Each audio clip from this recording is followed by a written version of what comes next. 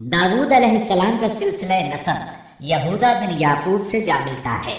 आप छोटे कद के थे, आंखें नीली, बाल हल्के और दिल के साफ शफाफ थे। आप बनी इसराइल पर हुकूमत करने लगे। अल्लाह ताला ने इनकी हुकूमत को मजबूत कर दिया और यूं बनी इसराइल एक बार फिर यकजा हो गए। अल्लाह ताला ने आप पर बहुत से मोजज़ात जाहिर फरमाए। आप पर एक किताब भी नाजिल हुई जिसे ज़बूर के नाम से जाना जाता है। अल्लाह ताला सूरत निसा आयत 163 में फरमाते हैं, हमने दाऊद को ज़बूर अता फरमाई। आप तमाम इंसानों से ज्यादा खूबसूरत आवाज वाले थे। सही बुखारी की एक हदीस में है कि एक मर्तबा रसूलुल्लाह सल्लल्लाहु अलैहि वसल्लम ने अबू मूसा अशअरी रजी अल्लाह अन्हु को कुरान मजीद की तिलावत करते सुना। उनकी आवाज बहुत खूबसूरत थी। आप उनकी क़िराअत तवज्जो से सुनने लगे। फिर आपने फरमाया, ए अबू मूसा, तुझे दाऊद अलैहिस्सलाम जैसी बेहतरीन आवाज अता की गई है। अल्लाह ताला ने आपकी आवाज को भी एक मौजज़ा बना दिया, और वो ऐसे कि जब दाऊद अलैहिस्सलाम ज़बूर की तिलावत करते तो पहाड़ उसको सुनकर आपके साथ तस्बीह शुरू कर देते, और जब परिंदे ये आवाज सुनते तो उनके पास आकर अपनी गर्दनें झुकाकर बैठ जाते और तस्बीह में उनके साथ शामिल हो जाते, अपनी जगह से हरकत भी न करते। अल्लाह ताला सूरह सबा आयत 10 में फरमाते हैं, ऐ पहाड़ों, इसके साथ रग़बत से तस्बीह पढ़ा करो, और परिंदों को भी यही हुक्म है। खुद दाऊद अलैहिस्सलाम के बारे में अल्लाह ताला का फरमान है, और हमारे बंदे दाऊद को याद करें जो बड़ी कुव्वत वाला था, यकीनन वो बहुत रुजू करने वाला था। इसी तरह अल्लाह ताला सूरतुल अंबिया आयत 79 में फरमाते हैं, और हमने पहाड़ को दाऊद के ताबे कर दिया जो तस्बीह करते थे, और परिंदों को भी, और हम ही ये सब कुछ करने वाले थे। इसी तरह सूरह स्वाद आयत 18 और 19 में अल्लाह ताला फरमाते हैं, यकीनन हमने पहाड़ों को उसके ताबे कर रखा था कि उसके साथ शाम को और सुबह को तस्बीह खानी करें, और परिंदे भी सब के सब उनके ताबे रहते थे। ये दाऊद अलैहिस्सलाम के मोजज़ात थे। अल्लाह ताला ने और भी कई मोजज़ात से उन्हें नवाजा था। अल्लाह ने आपके लिए लोहे को नर्म फरमा दिया था। आप लोहे से इस तरह चीजें बना लेते थे जिस तरह लोग गारे और मिट्टी से बना लेते हैं। आप लोहे से जिरहें बनाते थे। नूह अलैहिस्सलाम से पहले भी जिरहें होती थी, लेकिन वो तख्तियों की मानंद होती थी। उनको सीने और कमर की तरफ लटका लिया जाता था, लेकिन उनका बोझ बहुत होता था। आपने लोहे की कड़ियां और दायरे बनाकर उनको खास अंदाज में जोड़ जोड़ कर जिरहें तैयार की। ये बहुत हल्का लिबास था और पूरे जिस्म को दुश्मन के वार से महफूज रखता था। अल्लाह ताला सूरह सबा आयत 10 और 11 में फरमाते हैं, और हमने उसके लिए लोहा नरम कर दिया कि तू पूरी पूरी जिरहें बना और जोड़ों में अंदाजा रख। तुम सब नेक काम किया करो, यकीन मानो कि मैं तुम्हारे आमाल देख रहा हूँ। इन आयात में अल्लाह ताला फरमाते हैं कि दाऊद अलैहिस्सलाम को हमने हुक्म दिया कि जिरहें लोगों के लिए निहायत मौजू होनी चाहिए। उनकी कड़ियों को बड़े मुनासिब अंदाज में जोड़ना, न इस कदर मोटी हो कि उनका वजन बढ़ जाए, न इस कदर पतली कि जल्द कट जाए और अपना मकसद पूरा न कर सके।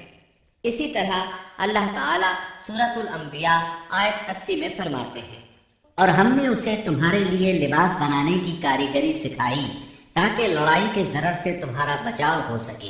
क्या अब तुम शुक्रगुजार बनोगे? बहरहाल इस सनद के मूजिब दाऊद अलैहिस्सलाम है। अल्लाह ताला ने आपकी हुकूमत को खूब मजबूत किया, आपको जबरदस्त फजाइल और मोजज़ात से माला माल किया।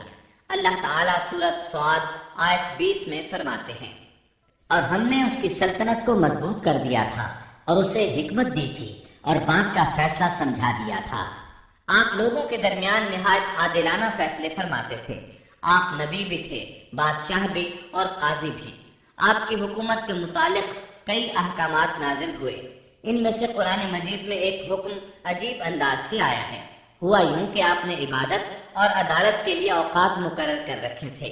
इबादत के लिए एक जगह बनवा रखी थी। दिन में फैसले करते, रात को इबादत। जब इबादत करते तो किसी को उनके पास आने की इजाजत नहीं थी। एक रोज ऐसा हुआ कि 2 आदमी बगैर इजाजत अंदर आ गए। दरवाजा बंद था, लेकिन वो दीवार फांद कर अंदर आ गए। आप डर गए कि कहीं हमला आवर न हो। اللہ تعالیٰ سورۃ صاد آیت 21 اور 22 میں فرماتے ہیں، اور کیا تجھے جھگڑا کرنے والوں کی بھی خبر ملی جبکہ وہ دیوار پھاند کر محراب میں آ گئے؟ جب یہ داؤد کے پاس پہنچے تو وہ ان سے ڈر گئے۔ وہ کہنے لگے، خوف نہ کیجیے، ہم مقدمہ کے 2 فریق ہیں، ہم میں سے ایک نے دوسرے پر زیادتی کی ہے، لہٰذا آپ ہمارے درمیان حق کے ساتھ فیصلہ کر دیجئے اور ناانصافی نہ کیجیے اور ہمیں سیدھی راہ بتا دیجیے۔ داؤد علیہ السلام نے فرمایا، بتاؤ تمہارا کیا مسئلہ ہے؟ ان میں سے ایک نے کہا، یہ میرا بھائی ہے، اس کے پاس 99 دمبیاں ہیں اور میرے پاس ایک ہی دمبی ہے، لیکن یہ مجھ سے کہہ رہا ہے کہ اپنی یہ ایک بھی مجھے دے دے اور مجھ پر بات میں بڑی سختی برتتا ہے۔ اس آیت کی تفسیر میں ہے کہ ایک دمبی والے بھائی نے کہا، یہ میرا بھائی بہت چالاک ہے، برے طریقے سے بات کرتا ہے، کہتا ہے کہ میری دمبیاں چرنے جاتی ہیں تو اس اپنی ایک دمبی کو بھی ان کے ساتھ بھیج دیا کرو۔ جب میری دمبی اس کی دمبیوں کے ساتھ آنے جانے لگ گئی تو اب یہ کہتا ہے کہ یہ بھی میری ہے، اب میں خالی ہاتھ ہوں۔ اس طرح میں اس کے ظلم کا نشانہ بن چکا ہوں۔ داؤد علیہ السلام نے فوراً کہا، اس کا اپنی دمبیوں کے ساتھ تیری ایک دمبی ملا لینے کا سوال واقعی تیرے اوپر ایک ظلم ہے، اور اکثر حصے دار اور شریک ایسے ہی ہوتے ہیں کہ ایک دوسرے پر ظلم کرتے ہیں، سوائے ان لوگوں کے جو ایمان لائے اور جنہوں نے نیک عمل کیے، اور ایسے لوگ بہت ہی کم ہیں۔ داؤد علیہ السلام نے دوسرے بھائی کی بات سنے بغیر ہی اسے ظالم ٹھہرا دیا۔ آپ کا فیصلہ سنتے ہی دوسرا بول اٹھا، آپ نے میری بات تو سنی ہی نہیں اور فیصلہ دے دیا، پہلے آپ میری بات تو سنتے۔ داؤد علیہ السلام فوراً بھانپ گئے کہ ان سے غلطی ہوئی ہے اور سمجھ گئے کہ یہ اللہ تعالیٰ کی طرف سے آزمائش ہے۔ آپ نے فوراً توبہ کی، اللہ کی طرف رجوع کیا اور استغفار کرنے لگے، اور داؤد سمجھ گئے کہ ہم نے انہیں آزمایا ہے۔ پھر تو اپنے رب سے استغفار کرنے لگے اور عاجزی کرتے ہوئے سجدے میں گر پڑے اور پوری طرح رجوع کیا۔ بس ہم نے بھی ان کا وہ قصور معاف کر دیا، یقیناً وہ ہمارے نزدیک بڑے مرتبے والے اور بہت اچھے ٹھکانے والے ہیں۔ اس کے بعد اللہ تعالیٰ سورۃ صاد آیت 26 میں فرماتے ہیں، اے داؤد، ہم نے تمہیں زمین میں خلیفہ بنا دیا، تم لوگوں کے درمیان حق کے ساتھ فیصلہ کیا کرو اور اپنی نفسانی خواہش کی پیروی نہ کرو، ورنہ وہ تمہیں اللہ کی راہ سے بھٹکا دے گی۔ یقیناً جو لوگ اللہ کی راہ سے بھٹک جاتے ہیں ان کے لیے سخت عذاب ہے، اس لیے کہ انہوں نے حساب کے دن کو بھلا دیا ہے۔ اس طرح داؤد علیہ السلام اللہ تعالیٰ کے اس فرمان کے مطابق فیصلے کرنے لگے۔ اللہ کے ہاں ان کا احترام اور اکرام اور بڑھ گیا۔ آپ کثرت سے روزے رکھتے اور خوب عبادت کرتے۔ آپ اس وقت تمام انسانوں سے بڑھ کر اللہ کی عبادت کرنے والے تھے۔ امام بخاری نے ایک حدیث نقل کی ہے جس کے الفاظ کچھ اس طرح ہیں، اللہ تعالیٰ کے نزدیک سب سے محبوب نماز داؤد علیہ السلام کی نماز ہے، اور اللہ تعالیٰ کی طرف سب سے محبوب روزہ داؤد علیہ السلام کا روزہ ہے۔ وہ رات کا آدھا حصہ نیند فرماتے، اس کے بعد تہائی رات قیام کرتے اور رات کے چھٹے حصے میں سو جاتے تھے۔ ایک دن روزہ رکھتے اور ایک دن روزہ چھوڑ دیتے تھے۔ لڑائی میں جب دشمن سے مقابلہ ہوتا تو بھاگتے نہیں تھے۔ اس حدیث میں نفل نماز یعنی نماز تہجد اور نفلی روزے کا ذکر ہوا ہے۔ بہرحال یہ وہ صفات ہیں جو داؤد علیہ السلام کے بارے میں حدیث رسول میں آئی ہیں۔ اللہ تعالیٰ نے سورہ سبا آیت 13 میں ان کی تعریف کرتے ہوئے ان کی آل کو اللہ کا شکر ادا کرنے کا حکم دیا، اے آل داؤد، اس انعام کے شکریہ میں نیک عمل کرو۔ داؤد علیہ السلام کی ایک صفت یہ تھی کہ آپ بہت شکر گزار تھے، اور ایسے لوگ کم ہی ہوتے ہیں، جیسا کہ سورہ سبا آیت 13 میں اللہ تعالیٰ فرماتے ہیں، اور میرے بندوں میں سے شکر گزار بندے کم ہی ہوتے ہیں۔ داؤد علیہ السلام میں جیسے دیگر بہت سی خوبیاں تھیں، وہاں ایک بہت عظیم خوبی یہ بھی تھی کہ وہ ایک بادشاہ ہونے کے باوجود ایک درہم بھی سلطنت کے بیت المال سے نہیں لیتے تھے۔ اپنا اور اپنے اہل و عیال کا بوجھ خود اٹھاتے تھے، اور اپنی محنت اور ہاتھ کی کمائی سے حلال روزی حاصل کر کے اپنے اہل و عیال کو کھلاتے تھے۔